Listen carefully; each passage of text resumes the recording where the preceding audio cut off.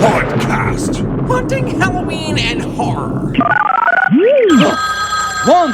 One ring. That's a telephone. I'll answer it. No, I must count them. Yeah, Two rings. I have to answer the phone there. No, I'm counting the rings. Three rings. Hauntcast Bone Phone. I am your OG host, Baker. And calling me collect on the bone phone is Jarod and Terry Haggerty from Halloween Haunts 365. What up? How's it Hi. going? Hey guys. So let's talk about Halloween Haunts 365. What do you say? That sound like a good topic to talk about? It sounds fitting. Yeah, I think that'll work. How long has HH 365 been around? We're coming up on our 9th season of covering haunts and creating content for haunts, and we started as a little blog that I didn't think anyone would read. And then that started a little following, and I went crazy and I said, hey, we're going to attack YouTube. And that was, 2 years ago? Yes. Yeah. So everything was just a blog format, pretty much out of the gate, and then that changed over a couple of years or so, and then you decided to take the dive into becoming a YouTube content creator because it sounded so sexy. You're like,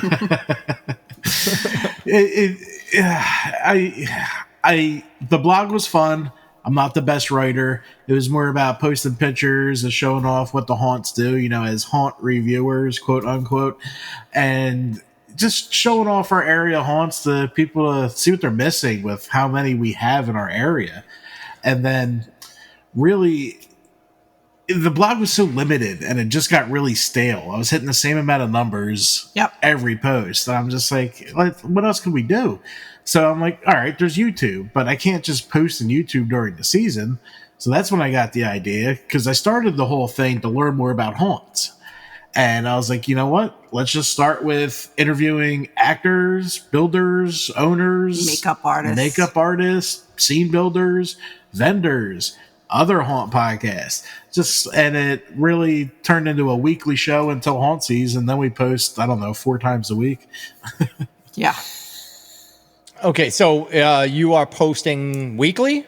Yeah, we post a podcast every week. It's usually an interview in the off season, usually an actor, owner, vendor, whoever really we can set up the time between our real jobs and this to sit down and talk to. Yeah. So what made you start doing so you kind of wanted to get into learning more about haunted attractions, right? Yep.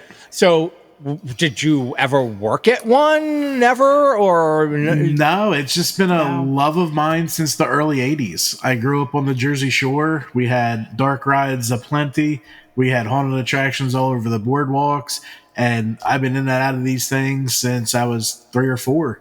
And we just really, what happened was me and her went to a bunch in about 2011. We went to 5 or 10, right? And then USA Today came out with, the top 10 haunts. And I'm like, what are these guys talking about? So I'm like, I want to review these, but with my twist, my honesty, my sarcasm. So, in the world of everything is awesome, there's us, where this is what's really going on. Okay. So you're just a fan hitting dark rides and haunts through your teen years or whatever, and then you just thought, hey, it would be fun to start a blog talking about haunts and what basically the good and bad and the ugly of haunted attractions that you've been to at that point. Yeah. Then we started getting invites. Then we started getting asked what we would do differently. Yep. And then actors would start storming us at the haunts, and it really just turned into a really big, fun community that I love every day. And honestly, I think about it every day. Yeah. It's basically Halloween Haunts 365 means Halloween and haunt season is 365 for me now. Pro haunted attractions don't have the same kind of zeal or zest for like home haunts or anything like that. We love home haunts. I love yard displays. And if we find the time, we'll hit them. But we went from going to 10 a year to about 50 a year. So if haunt season was like 6 months long, I'd hit every home haunt possible, because we have some awesome ones where we are in Jersey. Right. And it never plays out that way, because it's Friday, we're in the car, hitting the haunt, coming home, Saturday, recording the video, heading back out to a haunt, coming back home Sunday, recording the video, heading back to the haunt, coming home, recording the video, and then Monday we're working.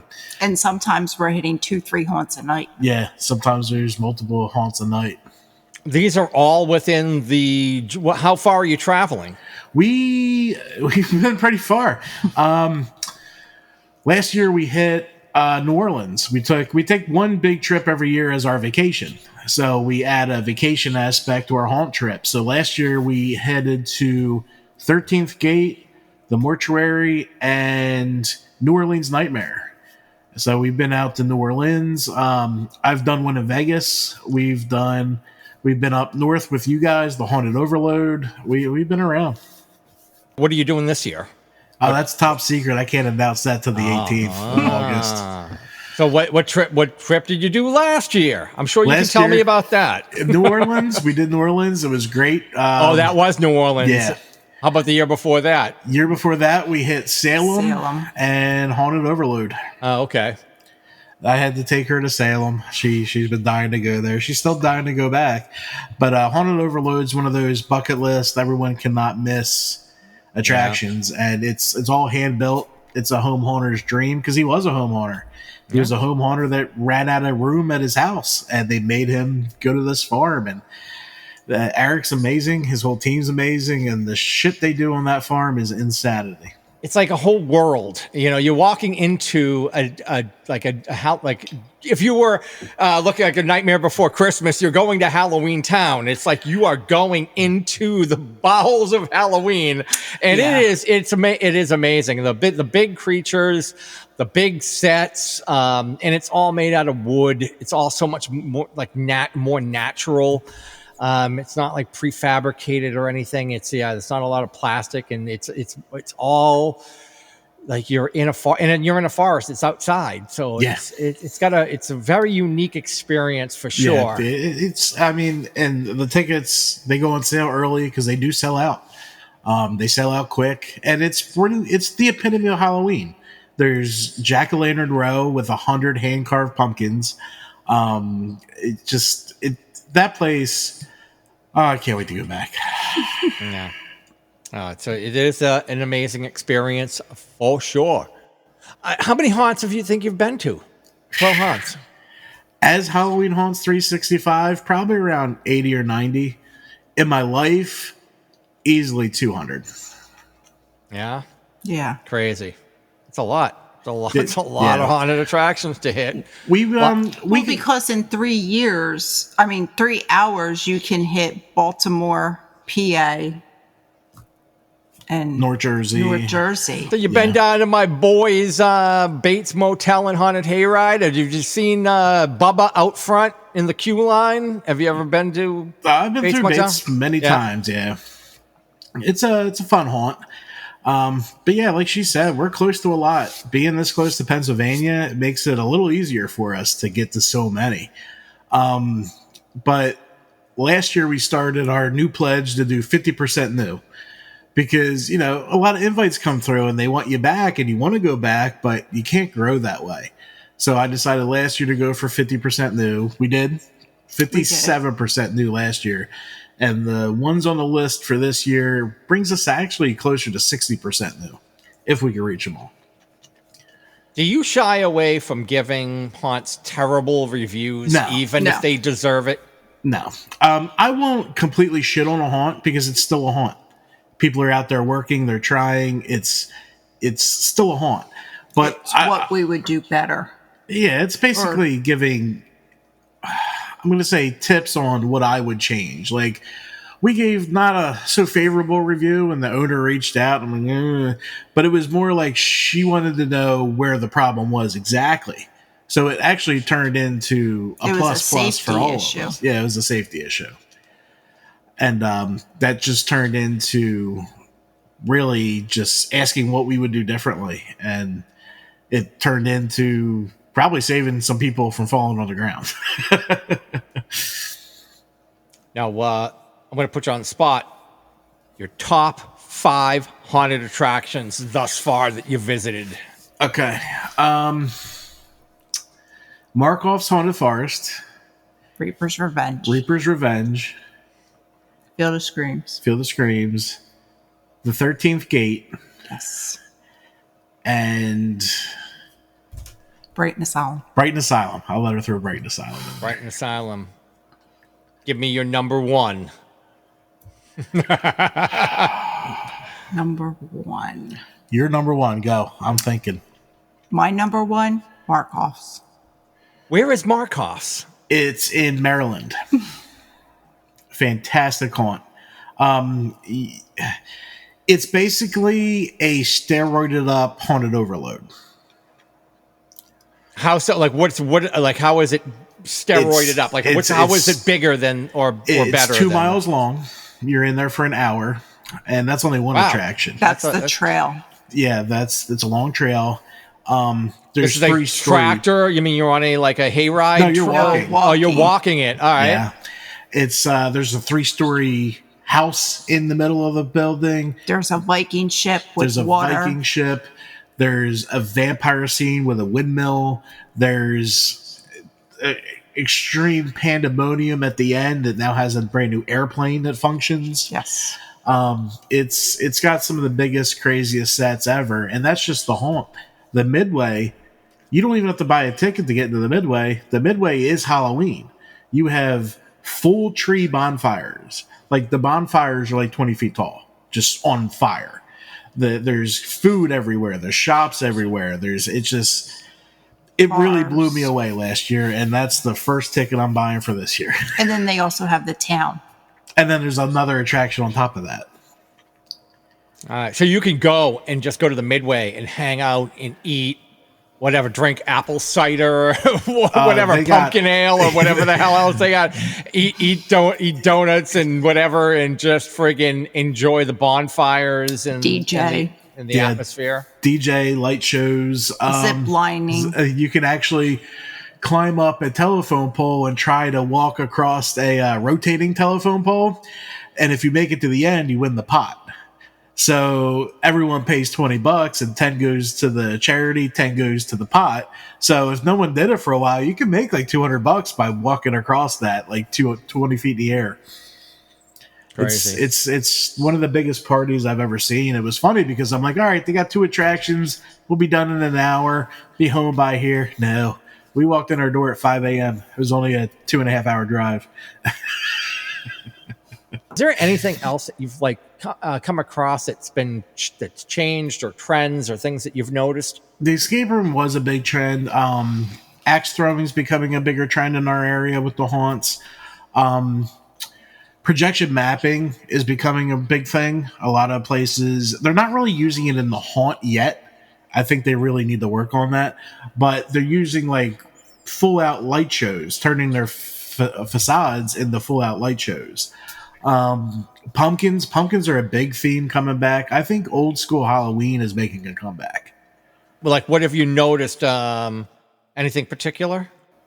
Just really jack-o'-lanterns. Jack-o'-lantern scenes are coming back heavily. Just like they were tons gone of jacks. for a while. Just lots of jacks. Yeah, like the Reaper's Revenge hayride has a whole jack-o'-lantern scene that looks like Haunted Overload, but they're all up in the trees and everything. Valley of Fear has a pumpkin spot in the hayride. I'm seeing a lot of old school Halloween coming back. You could never go wrong with just a shit ton of pumpkins. I think I've said this before. There's nothing. There's a place. I don't even know if it's I think it might be in Connecticut, and it's like the whole house. There's like 500 something pumpkins. They're on the roof. They have setups in the up the driveway, all over the lawn, all of these different like rows of pumpkins. It's just crazy, and it just looks awesome. And like the same thing you were talking about is Haunted Overload. You go in there, it's just. You're just walking through this, just tons of and not even fake pumpkins, like carved foam pumpkins. They're real pumpkins that have been carved out And they're not even. I talked to Nikki, one of their head volunteers who handles all the media, and they don't even like use saws or drills. They're hand carving like Michael Myers style. So that's a lot of pumpkins to get done, and they don't last all year. So you got to constantly carve pumpkins. Yeah, you gotta swap them out probably every week or every couple of weeks. Anything else that you've noticed that's like visually outstanding that you've come across that's been really, really different, or just something that just when you looked at it and go like, wow, that is kick ass? I got to go to the 13th Gate because this is probably the most detailed haunt I've ever seen in my life. I still don't know how they did this, but it was a Stranger Things scene. I won't give the whole haunt away, but this was a Stranger Things scene. They used that cotton effect to create like lightning through the sky, so you could actually watch lightning strikes cover a literally floating real grandfather clock. Like, it's just sitting there. I couldn't figure out how they did it. Just, you walk under it and there's a floating grandfather clock in the middle of the room. Like, some of these guys and the details are just, it's getting kind of insane.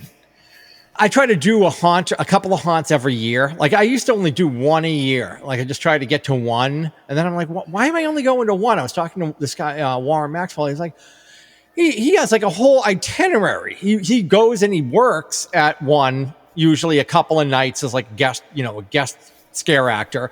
Then he goes out and he's hitting this and that, and he's going all over the place. He'll go to a bunch of home haunts.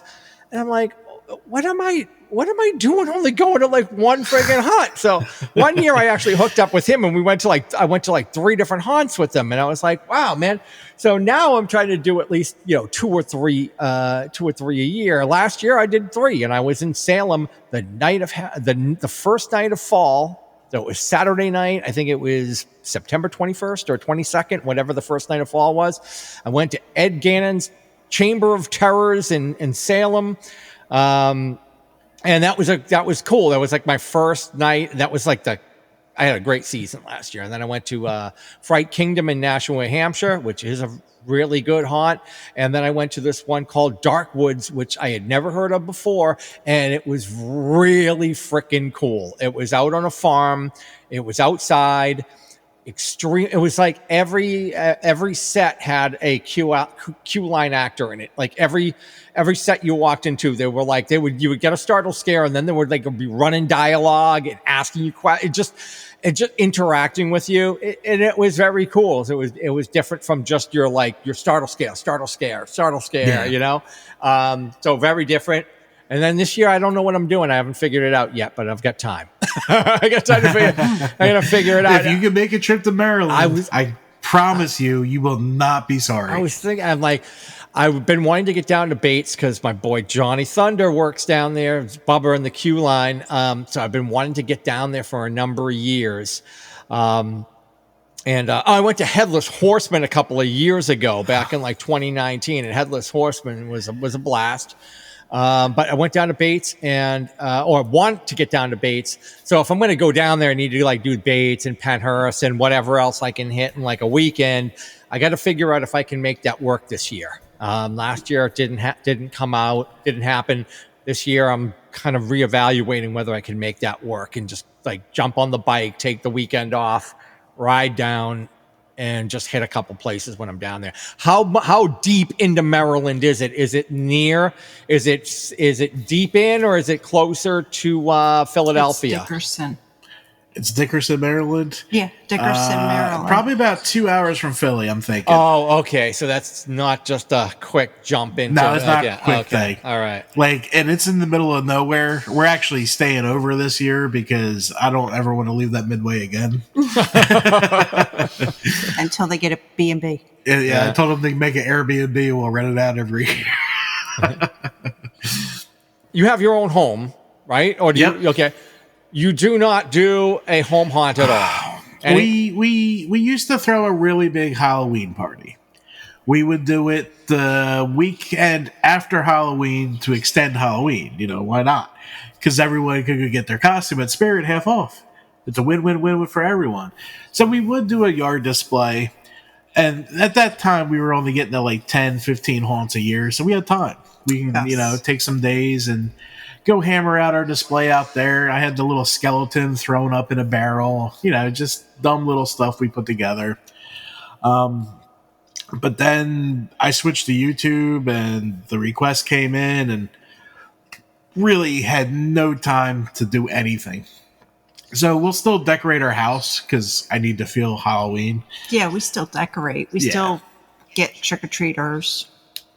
Yeah, the party's been on hold for a couple years now. Yeah. So Halloween night, you do hang in, you do give out candy, just so some decorations, a jack on the porch, and you give out candy, and that's how you typically do Halloween night. Yeah, we'll throw on Halloween. If you're home. If I'm home. I travel the country for work, so one year I should have went to the Dent Schoolhouse in Ohio, but I was feeling ill. So I just went back to the room. But if I'm here, we're handing out candy, watching the dogs sniff all the kids, and if we haven't reached a haunt that was close, we might hit it after trick-or-treating. Yeah. Oh, speaking of the Dent, have you ever done the legendary haunt tour? Not yet. Transworld does. Not yet. It's pretty pricey. I'm not going to lie. Yeah. But I follow it. I see where they're going. This year would be helpful because Dent's been on our bucket list for a long time. And I know they're heading there this year. Mm-hmm. So we'll see. We do have Terror Tours, which is kind of like that, but kind of more affordable. And he's hitting 5 in Philadelphia this year.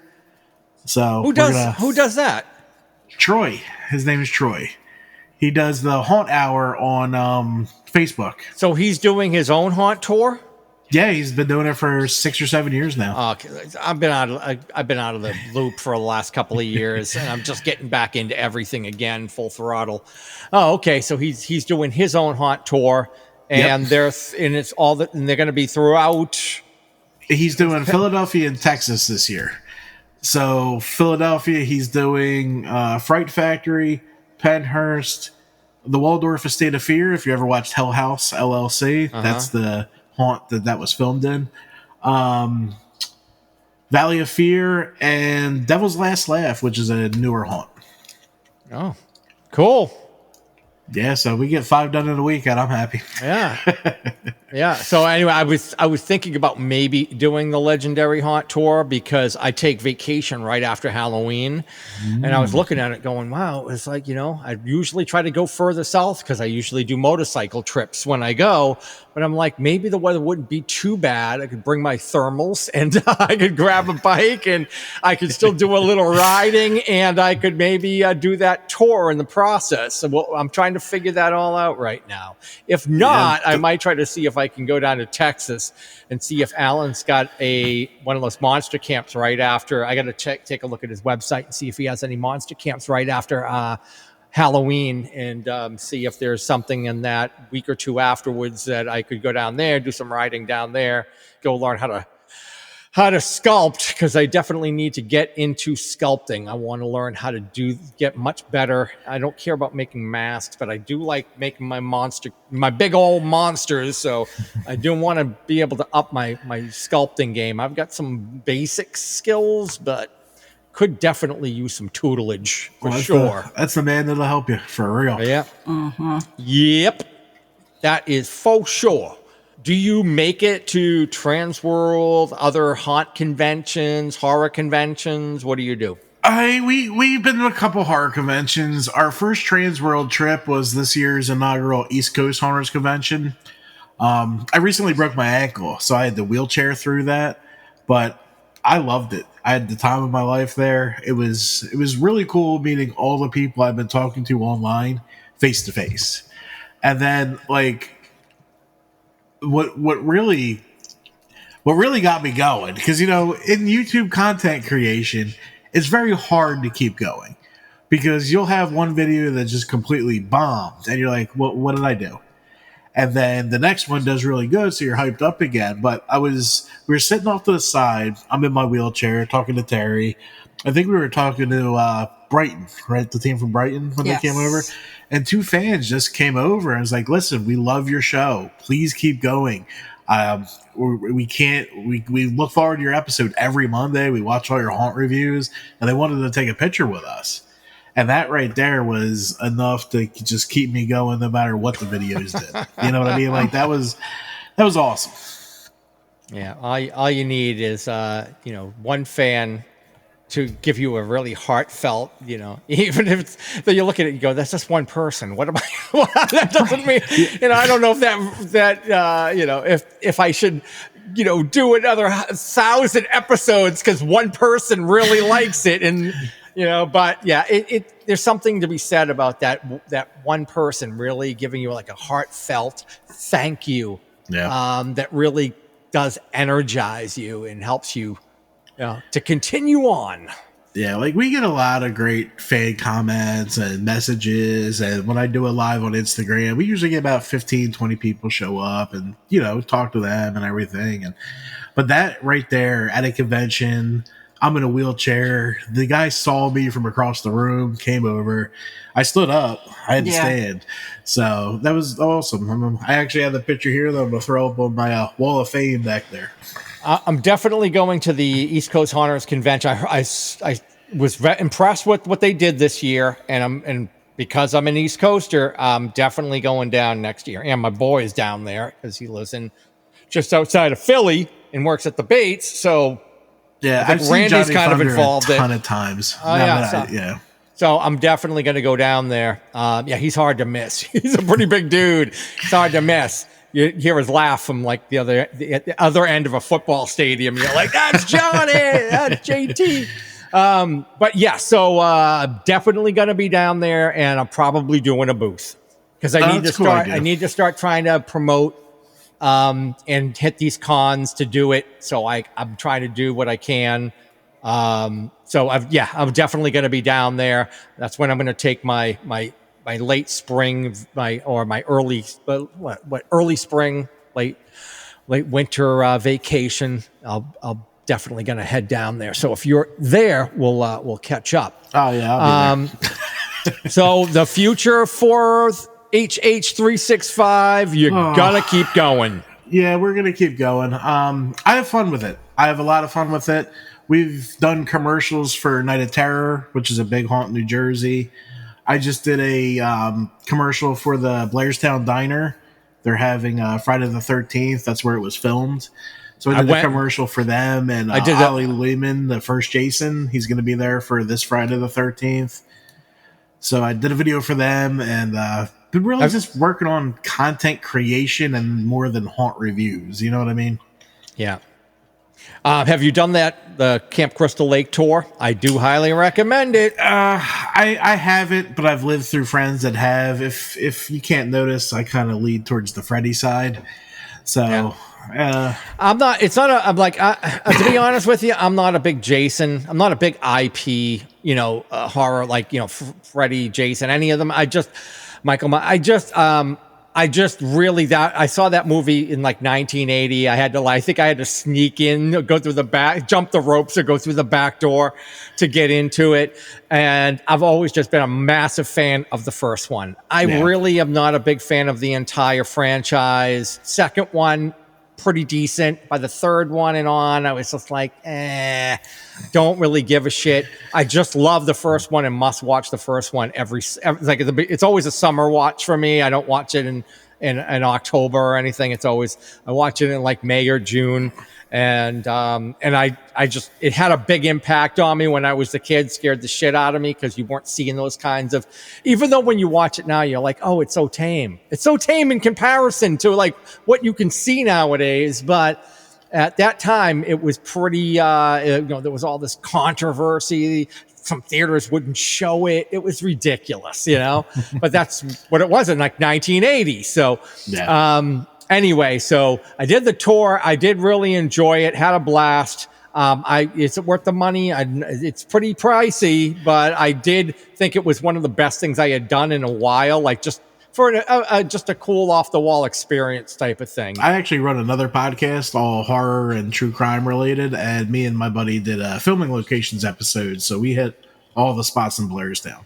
So that was a good time. Yeah. Like from the Annie arches where she walks through. Yeah, the Moravian Cemetery. I went to the Moravian. Yeah. I did the Blairstown Center where you go through the archway in there, and you can kind of see the different shots that they took there. I didn't go too much further beyond that. I did the Moravian. I did that. Did the Blairstown Diner. We did the tour. I was going to kind of try to catch a thing or two afterwards, and I just didn't feel like it the next day, and I just wanted to get on the road to try to beat traffic, which I didn't, and I got slammed going into New York. It was a nightmare. But anyway, anything else you want to plug about the show? Anything else that's going on? We've been wanting to do a live show for a long time, and it's hard for us to go live because we never really know when we can record. So if you can't have the consistency, no one's going to show up. I've learned that with the other podcast. But we have one coming. Yes. August 18th, sponsored by Howler's Hatchet House in Columbus, New Jersey. Probably the best hatchet house I've ever seen, because there's just more than hatchets there. You can play games all night. There's dartboards. There's board games, giant Plinko or whatever that game is. Jenko, yeah. Jenko. So we're going to be live with us, Fall Ritual, The Haunt Informer, and Tim Sanity at a roundtable discussion. We do it every year, but this time we're going to do it live and go over our plans for the 2024 season. So make sure you guys check in. Check it out. That's our big news, so we'll unrail our schedule if I could ever get that done. But really, we're just trying to build the YouTube channel. Every Monday. There's something out every Monday. During the season, we'll do a weekly update of haunts in our general area that are opening. So it's just a quick 5-minute rundown video. And then we will do basically haunt reviews, which shows off all the midways. I don't like recording in haunts because I think it gives away too much. So we'll just describe each attraction with 3 scenes very vaguely. Like I could go, the tree. And you're not going to know what the hell I'm talking about unless you've been in Den of Darkness. So we'll give, vague reviews to keep the mystery alive and what we liked and what we didn't like about the haunt. And we probably put out about 50 of those in the season. So where can my dungeon denizens stalk you guys on the interwebs? Oh, everywhere. We are on YouTube, Halloween Haunts 365, TikTok, Halloween Haunts 365, Facebook, Halloween Haunts 365, and Instagram, Halloween Haunts 365. Yep.